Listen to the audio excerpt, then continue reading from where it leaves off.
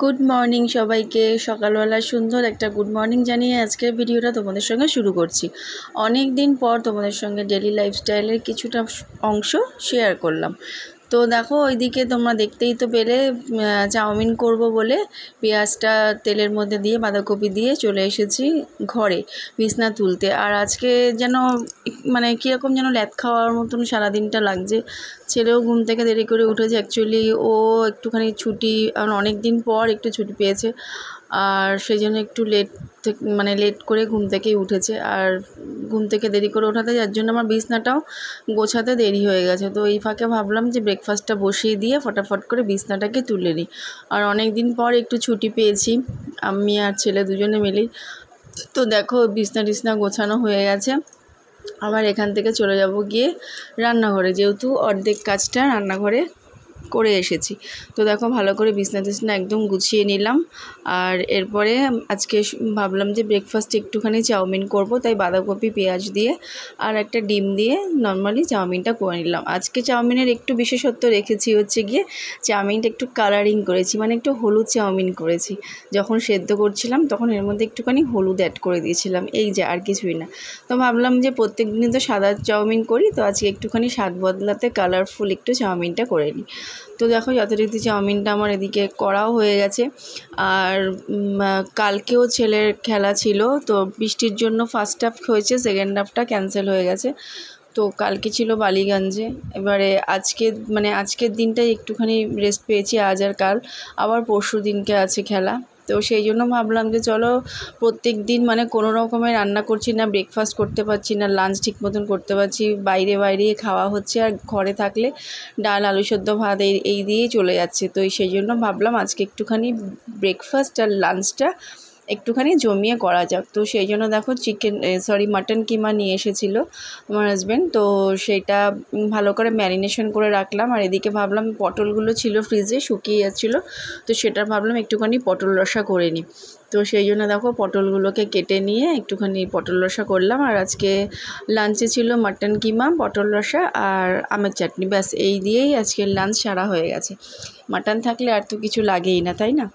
তো যাই হোক, একদিন আবার একটুখানি ভালো করে একটুখানি খেয়ে নিই, তারপর আবার 2 দিন ধরে আবার 3 দিন ধরে যে কদিন ধরে খেলা থাকে আবার ওই রকম সেদ্ধর উপরই চলবে, কেননা কিছু করার নেই। আর এখন যেহেতু ভোরবেলা বেরোতে হচ্ছে, সেই জন্য সেরকম একটা রান্না করার সময় পাচ্ছি না। হয়তো আগের দিন কিছু রান্না করে রাখছি আর সকালবেলায় ভাতটা করে নিয়ে আবার বেরিয়ে যাচ্ছি। তো এই দেখো বলতে বলতে আমার পটল রসাও হয়ে গেছে। আর এদিকে আমের চাটনিটাও বসিয়ে দিয়েছিলাম। আর আমের চাটনির খোলাগুলোকে ফেলিনি, আমার ছেলে খোলা সমেতই খেতে খুব ভালোবাসে, তার জন্য খোলাগুলোকে ফেলিনি, খোলা সমেতই আমের চাটনি করেছি।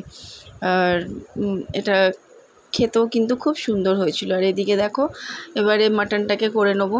একটুখানি গোটা গরম মশলা ফোড়নে দিয়ে দিলাম, আর আলুগুলোকে ভেজে তুলে রেখেছিলাম, আর পেঁয়াজ কুচি দিয়ে ভালো করে ভেজে, যেহেতু কিমাটা ম্যারিনেশন করা ছিল টক দই দিয়ে, সেই জন্য টমেটোটা অল্প দিয়েছি, একটা ছোটো টমেটো আর হাফ দিয়েছিলাম, দিয়ে ম্যারিনেশন করা মাটনটা দিয়ে ভালো করে কষিয়ে নিয়ে একদম সুন্দর কিন্তু মাখো মাটন কিমাটা মোটামুটি সেদ্ধ না কষতে বসিয়ে দিয়ে তোমাদের সামনে একটুখানি সরাসরি এলাম।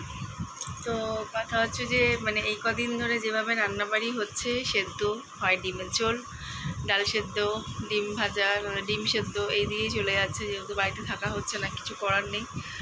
আর আগের দিন হয়তো রান্না করছি বা না করছি, সকালবেলা তো ডাল আলু সেদ্ধ ডিম সেদ্ধ করে চলে যাচ্ছি। তো সেই জন্য ভাবলাম যে না, আজকে অনেক দিন পর বাড়িতে আছি, তাই জন্য একটুখানি রান্নাবান্না ভালো করে করি। আর আবার সামনে ছেলে খেলা পড়ে যাবে, তখন আবার সেখানে যেতে হবে। তো তাই জন্য আজকে তোমাদের সাথে রান্নাগুলোকে শেয়ার করলাম। যদি ভালো লেগে থাকে রান্নাগুলো, তাহলে অবশ্যই একটা লাইক শেয়ার আর সাবস্ক্রাইব কিন্তু একদম চাই, ঠিক আছে? তো চলো এরপরে তোমাদের একদম ফাইনালি লুক নিয়ে তোমাদের সামনে আসছি। আর মোটামুটি ঘরের কাজকর্ম হয়ে গেছে আমার, শুধু এবারে ঘরটা মুছবো, ছেলে স্নানে গেছে, ঘরটা মুছলেই আমার আপাতত আজকের এবেলার মতন কাজকর্ম সব কিছু কমপ্লিট। তো চলো সঙ্গে থাকো, দেখতে থাকো, আশা করি আজকের ভিডিওটা তোমাদের ভালো লাগবে। মাটন কিমাটা প্রায় শেষ হওয়ার পথে এমন সময় একটা পার্সেল এলো, তো তোমাদের সাথে একটুখানি চলো শেয়ার করে নিলাম। মিশোর থেকে অর্ডার করেছিলাম 3টে ব্যাগ, আর এই ব্যাগ এরকম একটা ব্যাগ আমি পার্সোনালি ইউজ করছি। ব্যাগগুলো এত সুন্দর, এত ভালো, বলবার মতন না। তো একসঙ্গে 3টে কম্বো পেয়ে গেছিলাম বলে 3টেই অর্ডার করেছিলাম। আর দেখো ব্যাগগুলো কিন্তু খুব সুন্দর।